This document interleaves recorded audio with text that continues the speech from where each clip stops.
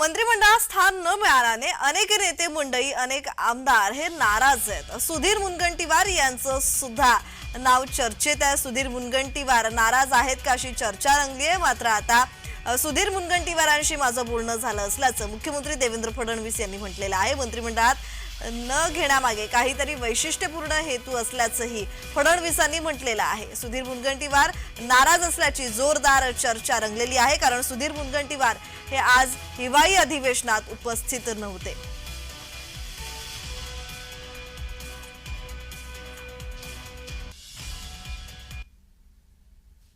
दरम्यान सुधीर मुनगंटीवार यांच्या नाराजीवर मुख्यमंत्री देवेंद्र फडणवीस यांनी भाष्य केलंय।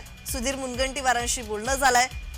मंत्रिमंडळात न घेण्यामागे काहीतरी वैशिष्ट्यपूर्ण हेतू असल्याचं फडणवीसांनी म्हटलंय, तर मुनगंटीवारांना विशेष जबाबदारी देण्याचा केंद्राचा विचार असल्याचंही फडणवीसांनी म्हटलंय। माझी सुधीर भाऊंची नीट चर्चा झालेली आहे। सुधीर भाऊ आमचे ज्येष्ठ नेते आहेत आणि जसं मी सांगितलं की पक्षाने काही लोकांना मंत्रिमंडळात न घेण्याच्या पाठीमागे त्यांना काही विशिष्ट जबाबदारी देण्याचा मानस तयार केलेला आहे। सुधीर भाऊ अतिशय अनुभवी नेते आहेत, महाराष्ट्राचे आमचे अध्यक्ष राहिलेले आहेत, त्यामुळे आमच्या केंद्रीय पक्षाने त्यांच्याबद्दल काही विचार करूनच त्यांना मंत्रिमंडळात घेतलेलं नाही।